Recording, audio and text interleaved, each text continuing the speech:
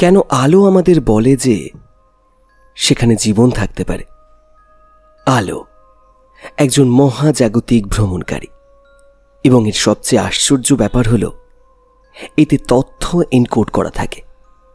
জ্যোতির্বিজ্ঞানীরা এই তথ্যের মাধ্যমেই বোঝেন মহাবিশ্ব কিভাবে কাজ করে। এই অপূর্ব বিস্ময় আমরা দেখি এবং তারপর আমরা তারাগুলোর রহস্য উদ্ঘাটন করতে পারি। আমরা যেমন ছোটবেলায় প্রথমবার প্রদর্শনীতে গিয়ে তারাগুলো দেখে বিস্মিত হতাম, তেমনি মহাবিশ্বের মহিমা ও মহত্ব অনুভব করি। বন্ধুরা, আমি যন্তর মন্তর আজকে আপনাদের সঙ্গে শেয়ার করব এই আলো এবং মহাবিশ্বের জীবন নিয়ে। স্টার টক নামে আমেরিকা যুক্তরাষ্ট্রে একটি পডকাস্ট হয়, যেটি চালান নীল ডিগ্রাস টাইসন, যিনি একজন জ্যোতির্বিজ্ঞানী। আর তার একটি পডকাস্ট আমি কিছুটা ভাব অনুবাদ করে আপনাদের সঙ্গে শেয়ার করতে চাই। আজ আমরা কসমিক কোয়ারিজ নিয়ে আলোচনা করব, এবং এটা হলো সবার প্রিয় বিষয়, মহাবিশ্বে জীবনের সন্ধান। অনেকে এটা নিয়ে কথা বলে, কিন্তু কেউ কেউ এর জন্য গবেষণায় সময় বিনিময় করেছেন, এবং এই বিষয়ে কথা বলবেন লিসা কালটেনেগার। লিসা একজন জ্যোতির্বিজ্ঞানী এবং আরও গুরুত্বপূর্ণভাবে একজন অ্যাস্ট্রোবায়োলজিস্ট, কর্নেল বিশ্ববিদ্যালয়ের অ্যাসোসিয়েট প্রফেসর। আর কে ছিলেন কর্নেলে? কার্ল সেগান, যার অফিসে বসে উনি কাজ করেন। তার কথা অনুযায়ী 49 বছর আগে সেই অফিসে ছিলাম। তুমি যদি ফিরে আসো তাহলে কি জাদু ঘটবে ভেবে দেখো। আমি কার্ল সেগানের মতো বইয়ের তাক থেকে নো লুক রিচ করে বই বের করতে চাই। তুমি কার্ল সেগান ইনস্টিটিউটের ডিরেক্টর, এবং তুমি বাসযোগ্য গ্রহ মডেল তৈরি করো। আমরা এখন 5600টিরও বেশি গ্রহ জানি, যেগুলো অন্যান্য তারার চারপাশে ঘুরছে। প্রতি পঞ্চম তারার কাছে এমন একটি গ্রহ থাকে যা সঠিক দূরত্বে অবস্থিত, না খুব গরম না খুব ঠান্ডা, এবং পাথুরে। এটি বাসযোগ্য হতে পারে। জেমস ওয়েব স্পেস টেলিস্কোপের মাধ্যমে আমরা এই আলো ধরতে পারি। কেন আলো বলে যে সেখানে জীবন থাকতে পারে? কারণ আলো তথ্য বহন করে। আমরা স্পেকট্রোস্কোপি করে আলোকে রঙে ভাগ করি এবং দেখি কোন শক্তি আমাদের কাছে পৌঁছেছে আর কোনটি পথে কোনো অণু বা পরমাণুর সঙ্গে ধাক্কা খেয়েছে। এভাবে আমরা অন্য গ্রহের বায়ুমণ্ডলের গঠন বুঝতে পারি। প্রতিটি অণুর নিজস্ব শোষণ প্যাটার্ন থাকে, যেন একটি বারকোড। উদাহরণস্বরূপ, জল বা অক্সিজেনের গঠন আলাদা, তাই তারা ভিন্ন শক্তি পোষণ করে। এভাবে আমরা বুঝতে পারি কোন রাসায়নিক উপাদান সেখানে আছে। আমরা কি খুঁজছি? পৃথিবীতে জীবনের চিহ্ন হিসেবে অক্সিজেন এবং মিথেনের মতো রিডিউসিং গ্যাসের সমন্বয় দেখি। এরা একসঙ্গে থাকলে বোঝা যায় কিছু এগুলো ক্রমাগত উৎপন্ন করছে। মিথেন আগ্নেয়গিরি থেকে আসতে পারে, কিন্তু অক্সিজেনের জন্য জীবনের প্রয়োজন। এই সমন্বয় একটি জীবনের ছাপ। আচ্ছা, একটা প্রশ্ন, তুমি এসব কি তোমার বইয়ে লিখেছ? হ্যাঁ, আমার বই alien earths, the new science of planet hunting in the Cosmos, এসবে আছে। আমরা এমন এক গ্রহের কথা ভাবি যেগুলো আমাদের মতো হতে পারে, কিন্তু সময়ের সঙ্গে আমাদের নিজেদের গ্রহও অচেনা মনে হবে। আসলে আমরা কতটা পক্ষপাতী! আমরা বিজ্ঞানী হিসেবে অতি সতর্ক থাকি। আমরা এমন কিছু খুঁজি যা জীবন ছাড়া ব্যাখ্যা করা যায় না। আমাদের মন খোলা রাখতে হয় অজানা জিনিসের জন্য। পরবর্তী প্রজন্মের টেলিস্কোপ, যেমন হ্যাবিটেবল ওয়ার্ল্ড অবজারভার, তারার আলো ব্লক করে গ্রহের পৃষ্ঠের আলো ধরবে। আমরা ল্যাবে বিভিন্ন পরিবেশে জীবন বাড়াই, যেমন মরুভূমি বা বরফের মাঠ।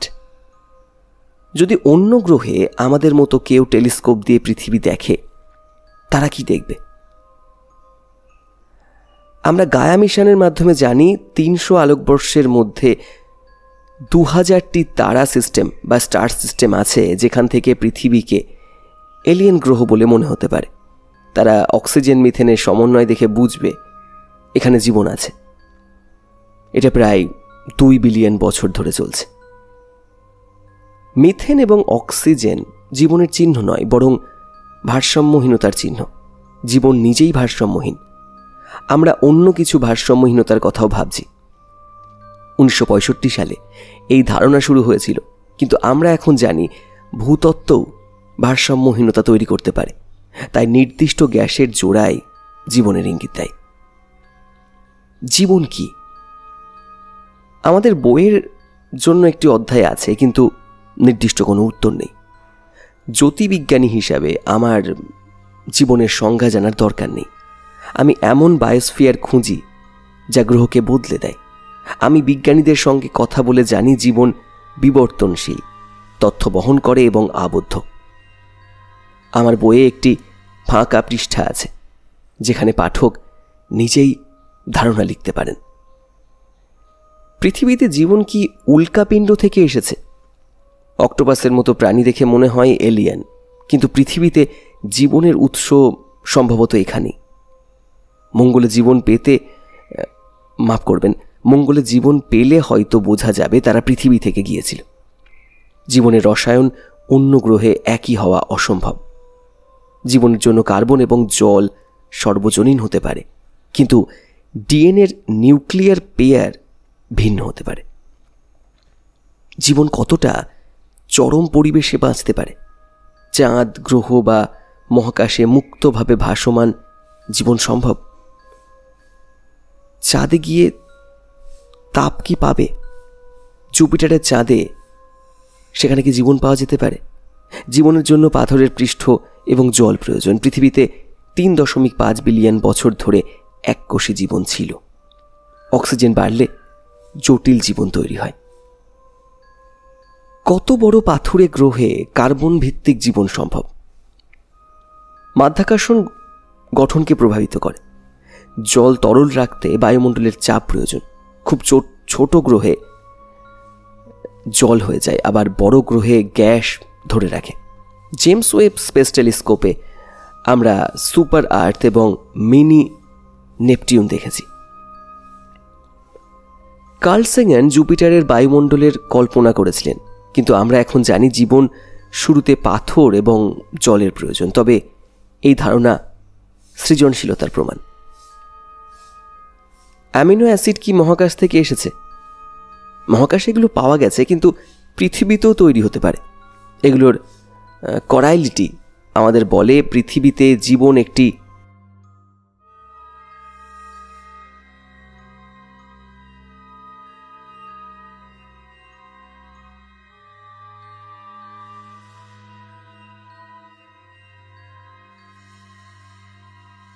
হ্যান্ডেডনেস বেছে নিয়েছে, কিন্তু মহাকাশে উভয়ে থাকে।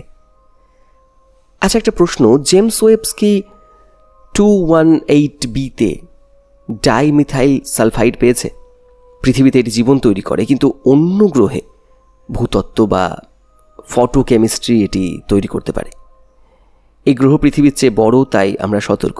আমরা কৌতূহলী, কিন্তু নিশ্চিত নই। আমরা এমন এক সময়ে বাস করছি যখন আমরা জানতে পারব আমরা কি একা।